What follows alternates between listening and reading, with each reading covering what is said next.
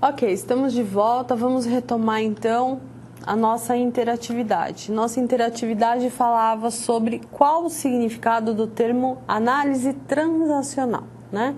Então, a alternativa A era o estudo das transações entre empresas.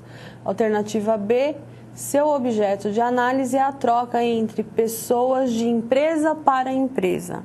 Alternativa C é a transação porque envolve ações reflexivas e ativas. Alternativa D não tem significado específico, visto que sua ação não interfere na empresa. E a alternativa E chama-se transacional por estudar e analisar as trocas de estímulos e respostas entre os indivíduos. Então aqui a resposta correta é a alternativa E. Porque a análise transacional, ela vai estudar os conteúdos de troca entre uma pessoa e outra pessoa, né? Então, é a interação entre os indivíduos e essa troca entre os indivíduos que é estudado na análise transacional. Então, nunca nós podemos dizer que a análise transacional tem a ver com as relações comerciais entre empresas. Isso torna falsa, por exemplo, a alternativa A, transação entre as empresas. Aí a alternativa B também, porque fala da troca de pessoas entre empresas, ou seja, só quando as pessoas estão trocando conteúdos de empresa para empresa, não, está errado. É a troca das pessoas, é o que as pessoas fazem.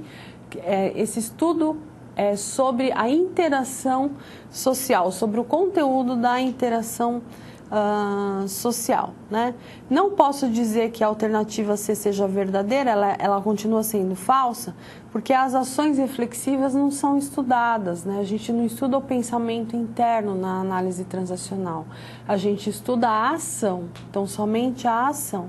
Então, veja que aí qualquer estudo que se refere interempresarial não vai entrar na análise transacional. Então, repetindo, a resposta correta é E, chama-se transacional por estudar e analisar as trocas de estímulos e respostas entre os indivíduos.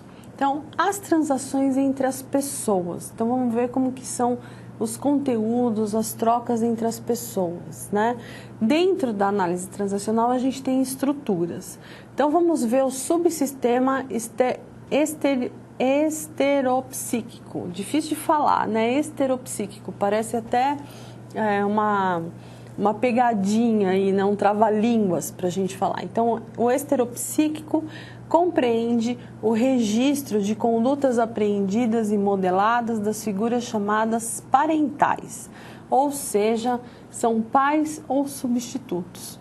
É a sede dos valores da moral, dos preconceitos e é denominado funcionalmente de estado de ego do pai, né? Então, a gente vai ver como é que o comportamento aprendido dentro de um ser humano vai trazer a sua valorização, o que é moral, o que é certo, o que é errado, o que é ético, o que é não ético, né? Então, é neste aprendizado que a gente vai colocar os limites sociais, daquilo que pode e daquilo que não pode.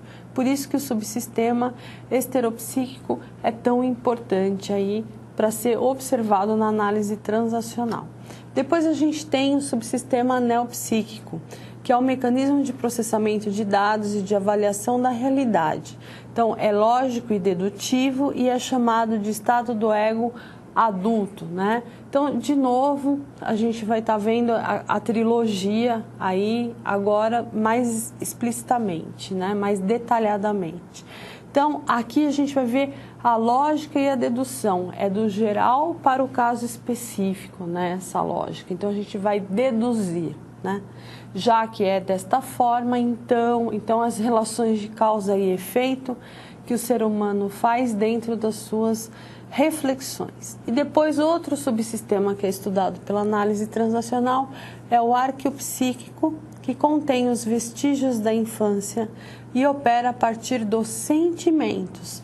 Ele é chamado de estado do ego da criança, né, e manifesta-se por meio das emoções e da busca da satisfação das necessidades. É a parte instintiva afetiva, é aquela parte de necessidade mais fisiológica, mais assim, prematura, né? Mas realmente a criança é a melhor palavra para descrever. Então aí aparece a trilogia novamente, né? O pai, o adulto e a criança. Então o ser humano sendo estudado nesses 3 níveis, nesses 3 subsistemas através da análise transacional, né? Então a gente tem um gráfico aqui para mostrar como é que funciona, né? Então, o pai, né, é o estado do ego, então é o crítico e também é nutritivo no sentido daquele que alimenta, que protege, daquele que dá subsistência, né? Também a gente tem o adulto, que é aquele que vai se manifestar no mundo com todos esses conteúdos, e a gente tem o estado da criança, que é o estado natural, que é o estado da rebeldia e também é o estado da submissão daquele que obedece. Então veja que todos esses conteúdos vão dar suporte para essa manifestação adulta.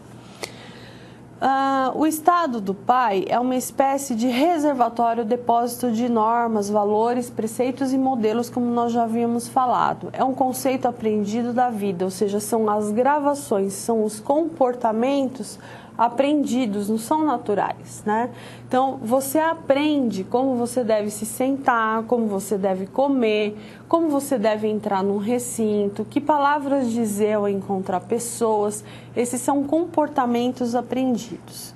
Esse estado é dividido em pai crítico, né, que educa criticando, controla os outros, atua de forma autoritária, também é justo e firme. E o pai nutritivo, que é aquele que dá permissão para pensar, para agir, incentiva o crescimento e inclusive exagera na proteção. Então, aqui só ressaltando, é a figura do pai. Não é necessariamente um homem e não é necessariamente o pai biológico. É aquele ser humano que fez o papel parental, ou seja, que fez o papel de pai na construção da vida daquele ser humano, ok? O estado do ego adulto, né, é parte da nossa personalidade racional, é adaptável, organizado e objetivo e é capaz de atuar isento de emoções e julgamentos. Enfim, é ele que vai manifestar seus conteúdos nas trocas, nas interações sociais. E o estado do ego da criança, nesse estado surge logo quando a criança nasce, que representa as emoções básicas, alegria, amor, tristeza, raiva, medo, e é a parte autêntica do ser humano, né, que é a mais reprimida durante a sua criação, durante a sua educação. Então, a gente tem a criança natural e livre, né, que apresenta emoções autênticas. Ela faz coisas porque quer, ela não tem vergonha de fazer as coisas, né? Então, a parte negativa pode surgir no adulto como uma inconveniência, como uma pessoa irresponsável, uma pessoa que não tem freios, uma pessoa que não tem limite. Quando essa parte do ego não consegue fazer a repressão da criança, né? Então, é assim que ela pode ser interpretada no mundo social. E aí a gente tem a criança adaptada, que faz coisas porque gosta, mas o seu comportamento é destrutivo para com os outros e para si mesma. Então, apresenta 2 comportamentos. Apresenta o comportamento submisso e apresenta o comportamento rebelde, né? E a gente tem a criança adaptada submissa, que é reprimida e quer agradar as pessoas e se retrai diante das dificuldades. E a criança adaptada rebelde, que é voluntariosa, teimosa, desafiadora, agressiva, contestadora, tem forte senso de justiça. Então, a gente viu aí tipos de crianças, né? Veja que na criança submissa, ela faz qualquer coisa para agradar as outras pessoas, né? Diante das dificuldades. Já na rebelde, ela não significa que ela vai gritar, que ela vai, que essa pessoa vai reagir falando, né? Ela pode ficar em silêncio, mas ela faz exatamente o que ela quer e não aquilo que foi solicitado. Então, essas personalidades vão se manifestar em ações e atitudes, né? Segundo Robbins, os valores representam convicções básicas que contêm um elemento de julgamento naquilo que a pessoa acredita ser correto, bom ou desejável. Quando nós entramos em uma organização, trazemos então nossos valores individuais, né? O indivíduo vem pronto com os seus valores. E isso influencia na forma de vermos e lidarmos com as situações. Ou seja, influencia na nossa tomada de decisão, influencia na nossa forma de ver os problemas. Então, os valores e atitudes vão formar uma cultura organizacional.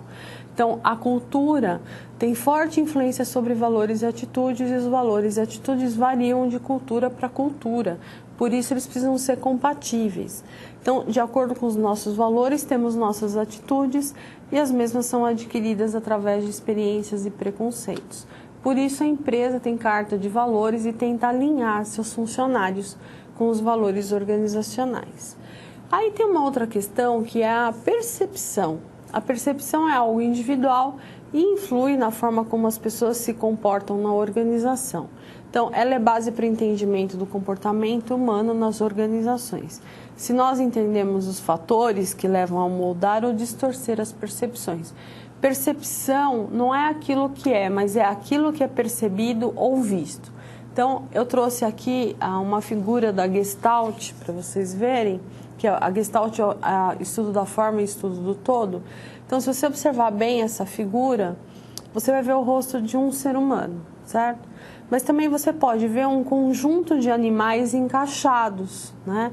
Então, aí você tem um elefante, um golfinho, você tem peixes, enfim, você tem vários animais que vão formar o rosto desse ser humano se você olhar com atenção.